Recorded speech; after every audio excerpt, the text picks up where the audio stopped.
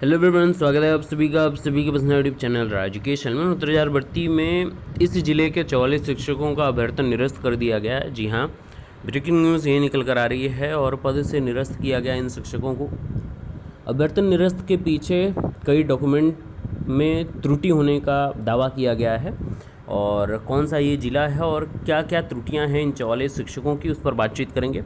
दूसरी न्यूज़ है third counselling के लिए डाटा तलब किया गया है और ये पूरी लिस्ट है, इस पर बातचीत करेंगे। चलिए वीडियो शुरू करते हैं। तो ये अपडेट है आपके महानिदेशक सर द्वारा आदेश के अनुक्रम में जिला बेसिक शिक्षा अधिकारी हरदोई द्वारा 44 लोगों का अभिलेखीय विसंगति के कारण अभ्यर्थन निरस्तीकरण शासन के निर्देशानुसार कर दिया गया है।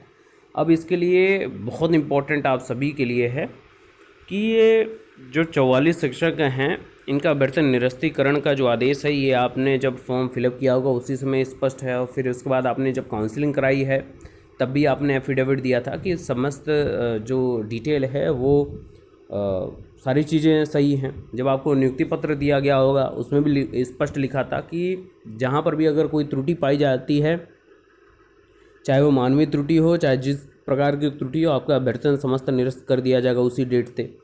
तो ये सारी चीज़ें पहले से ही थी। अब इन सभी चीज़ों में बचने का क्या उपाय है, क्या कुछ हो सकता नहीं हो सकता, इस पर सारा जिम्मेदारी आप एससी से आप ले सकते हैं। सुप्रीम कोर्ट की शरण में जाकर ही कुछ हो सकता है। और अब ऐसे किसी भी व्यक्ति को यदि किसी भी प्रकार की राहत नहीं कहीं से मिल सकती है तो वो एकमात्र विकल्प है आपका माननीय सर्वोच्च न्यायालय। मानवीय भूल के कारण निरस्तीकरण होना अत्यंत दुखदायी तो है ही, सबसे इम्पॉर्टेंट बात यही है, क्योंकि पिछले विगत 3 से 4 महीने की सर्विस के बाद ये ऐसा कुछ फैसला आता है तो कहीं ना कहीं वो दुखदायी तो होगा ही। तो चलिए इस पर डिटेल बातचीत कर लेते हैं।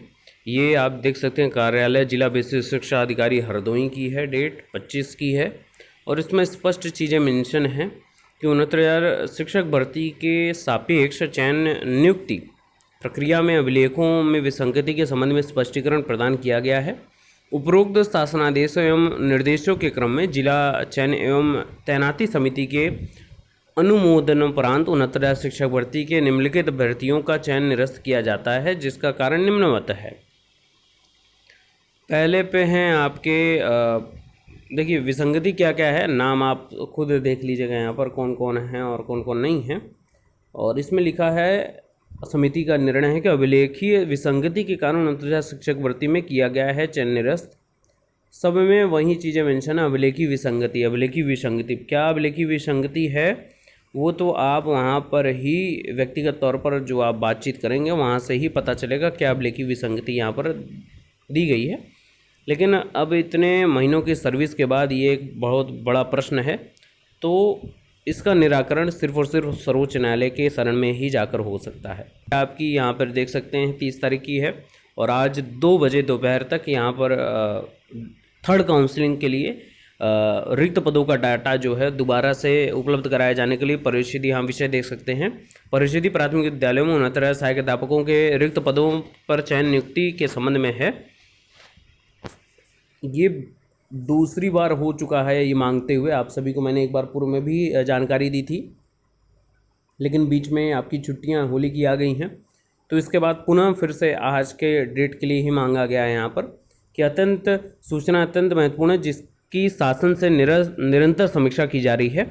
उक्त के संबंध में आपको निर्देशित किया जा रहा है कि परिषद के पत्र दिनांक 25 मार्च के साथ संलग्न प्रारूप पर वांछित सूचना दिए गए निर्देश के क्रम में 31 मार्च तक अपराह्न 2 बजे तक आप ईमेल पर हार्ड कॉपी व सॉफ्ट कॉपी एक्सेल शीट में उपलब्ध करना सुनिश्चित करें। ये प्रताप सिंह बघेल जी हैं जो सचिव उत्तर प्रदेश विश्व शिक्षा परिषद प्रयागराज के। तो थर्ड काउंसलिंग वालों के लिए भी अच्छी बात है कि लगातार शासन स्तर से ही प्रेशर क्रिएट किया जा रहा है ताकि विभाग इस पर जल्द से जल्द कार्रवाई शुरू कर दे। और मैंने इस पर भी बोला था कि 2 मई का जो बार बार बताया जा रहा है कि 2 मई के पहले कुछ होगा नहीं होगा, लेकिन 2 मई पर आप 2 मई के अंदर क्योंकि आपका आचार संहिता लगी हुई तो आप नियुक्ति पत्र मत बांटिए, है ना। लेकिन आप एक लिस्ट जारी कर दीजिए, काउंसलिंग का आयोजन करवा दीजिए, कम से कम अभ्यर्थियों को ये तो सुनिश्चितता रहे कि हाँ उनका कुछ न कुछ काम हो रहा है, एकदम कार्य ठप ना हो जाए, कुछ न कुछ कार्य होता रहे ताकि वो भी संतुष्ट रहें कि कुछ न कुछ कार्य हो ही रहा है उनका। है ना। बाकी 2 मई के बाद आप नियुक्ति पत्र बांटिए, बहुत अच्छी बात है।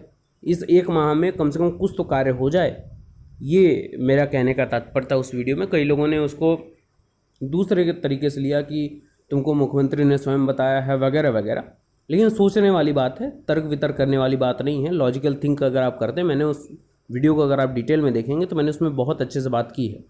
बस वीडियो को स्टार्ट में देख के उसका निष्कर्ष निकाल लेना, तो फिर बाकी की जो 4-5 मिनट मैंने बोले हैं तो व्यर्थ हुआ आपके दृष्टिकोण से, है ना। तो समझने के ऊपर है, थोड़ा पेशेंस रखिए, सब कुछ होगा। बस वही टाइम का जगह है, जितना टाइम लग रहा है उतना लगना नहीं चाहिए, लेकिन अब सारी परिस्थितियों को लेकर चलना पड़ेगा। बाकी के लेटेस्ट अपडेट के लिए बने रहिए। Best of luck, thank you so much.